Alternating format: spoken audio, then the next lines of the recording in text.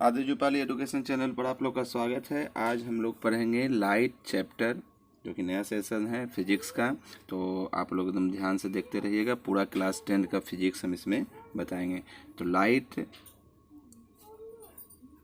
Reflection and refraction. तो हम सबसे पहले देखेंगे कि लाइट क्या है। What is light? तो लाइट है कि किसी भी चीज़ को जो देखने के लिए, हमको देखने के लिए विजिबल बनाता है। एक तो ये सोर्स ऑफ एनर्जी है, इसमें एनर्जी होता है, ठीक है, इसमें एनर्जी है, ठीक है ना। Light is a source of energy. और दूसरा जो है इसमें वो होता है, वो किसी भी चीज़ को हमें देखने के लिए क्या करता है, एबल करता है ना। तो यहाँ पर टू सी, एबल टू सी, है ना। किसी भी चीज़, किसी भी थिंग्स को देखने के लिए हमें एबल करता है कि वो हम उसे देख पाए, ठीक है। कैसे करते हैं? जैसे यहाँ पर आया, किसी भी चीज़ पर लाइट पड़ा, इस तरह से लाइट पड़ने के बाद हमारा आँखों तक जाता है, तो हम इसे क्या करते हैं, देख पाते हैं। बिना लाइट के हम लोग नहीं देख पाएंगे, ठीक है। उसके बाद इसके बाद जो हम लोग आगे पढ़ेंगे, इसमें क्या करेंगे कि लाइट की प्रॉपर्टी, इसमें लाइट की क्या क्या प्रॉपर्टीज होती है, प्रॉपर्टीज ऑफ लाइट। तो लाइट की प्रॉपर्टी, सबसे पहली प्रॉपर्टी है जो आप लोग भी जानते हैं कि ये स्ट्रेट लाइन में चलती है। स्ट्रेट लाइन मतलब ये सीधी चलेगी। ऐसा नहीं कि इधर से अगर हम मान लीजिए एक टॉर्च जलाते हैं तो इसका लाइट इस तरह से जाएगा, नो, ये सीधी चलती है, ठीक है, स्ट्रेट लाइन। दूसरा जो है ये इलेक्ट्रोमैग्नेटिक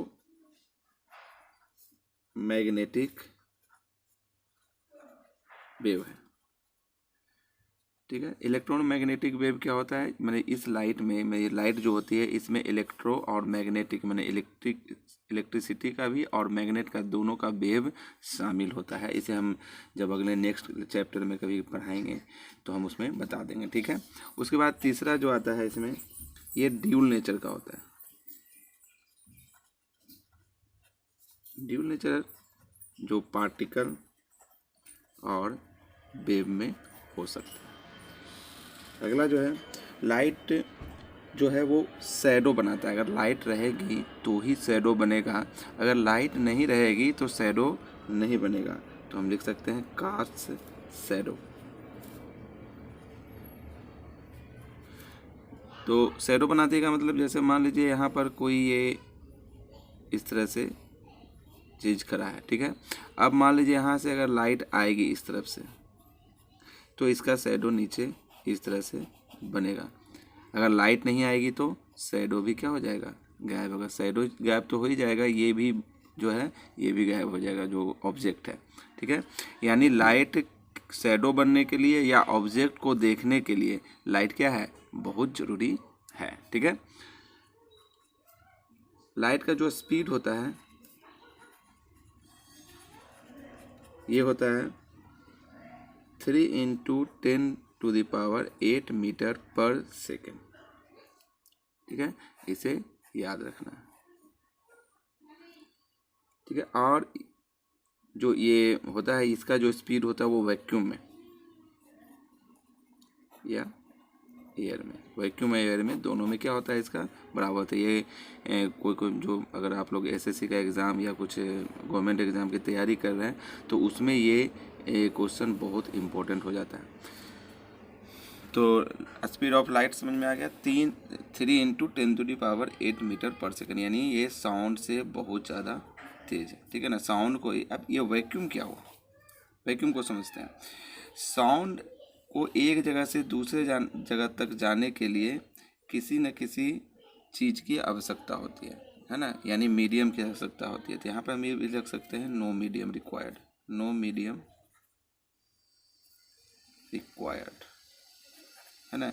मतलब लाइट को जाने के लिए कोई मीडियम की आवश्यकता नहीं है, ये बिना मीडियम के भी जा सकता है। जैसे अब जैसे साउंड को जाना है, तो साउंड को मान लो कि इस जगह पर आप बोल रहे हैं और यहाँ जाना है, ठीक है। तो यहाँ जाने के लिए क्या करेगा कि यहाँ से अगर हम किसी चीज़ को बोलेंगे तो एयर होना जरूरी है। एयर रहेगा तो एयर के पार्टिकल्स एक दूसरे से टकराएंगे, टकराते टकराते टकराते टकराते ये साउंड यहाँ तक पहुँच जाएगा, ठीक है। लेकिन अगर ये एयर को यहाँ से गायब कर दिया जाए, निकाल दिया जाए, तो जब एयर यहाँ से निकल जाएगा तो आपका जो आवाज़ है यहाँ से लेकर यहाँ तक नहीं पहुँचेगा, क्योंकि मीडियम नहीं है। ये आप क्लास 9 में पढ़ चुके होंगे, ठीक है।